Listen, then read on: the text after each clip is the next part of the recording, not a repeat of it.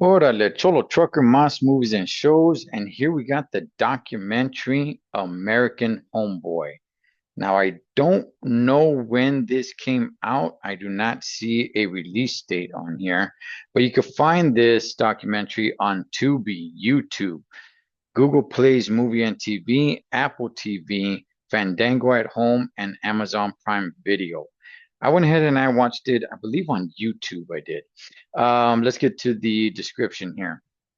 Pachuco and Cholo culture sprout from American soil in response to social alienation, wartime sentiment, and discriminatory government policies, only to revolutionize pop culture. All right. Rotten Tomatoes has this at 100%. Wow. 100%. All right. Um, I never heard of this documentary.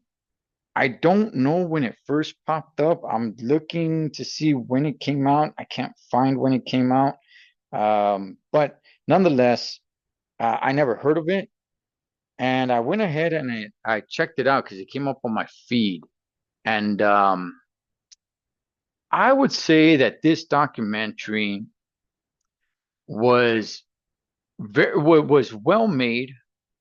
I enjoyed the history. First of all, I enjoyed the way it first started, right, with the Vietnam War and having a veteran telling his story on it. But it goes, back to World War II. It even goes a little bit further back, talks a little bit about the Zoot Suiters and the Pachucos, the Sleepy Lagoon. For those that are into like Chicano history, you know a lot about this stuff. And how it was back then and how this came to be, right? How it came to be, how all this formation of street gangs, it's not so much about street gangs, but it's more about um, Mexicans coming here and how they were treated and how they were placed and misplaced. And just trying to find, them having kids. And now you got these kids, and it goes back to the whole thing of like, hey, you know what?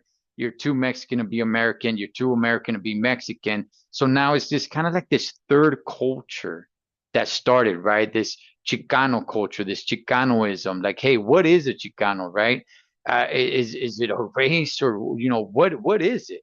And it was just kind of these young people, who couldn't really fit in anywhere, right? They couldn't really fit in with being, 100% just American, and they couldn't really fit in being 100% Mexican, So it was just kind of like this, you're kind of stuck in the middle, right? Especially in those times, we think about it. I hear people talk about this today, but it's like, it's different today. But in those times, um, it was a different era. It was such a different era and their style, their stilo, where they got certain things. It's like they grab a little bit from here, grab a little bit from there, grab a little bit from over here, and they start putting it together. And they start making this culture that we see today. And, or not just today, I mean, that's been for many, many years, right? And it separated them.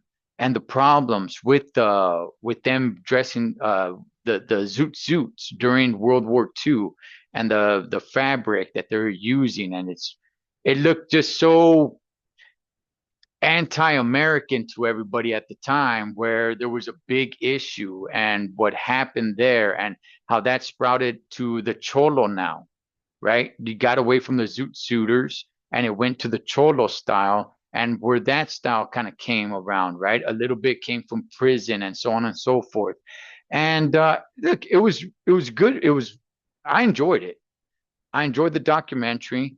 There was a couple of stale parts for me, though. If I had to criticize anything, there was a couple of moments there where it's just like there's music playing and the documentary is just showing images for like 2, 3 minutes, and I'm just kind of like, okay, I get it. Let's go, man. Let's get the documentary going. You know what I mean? Like, I I I, I don't know if there's like 2, 3 different areas, maybe a little bit more, where it's like 2, 3 minutes straight with just music and images.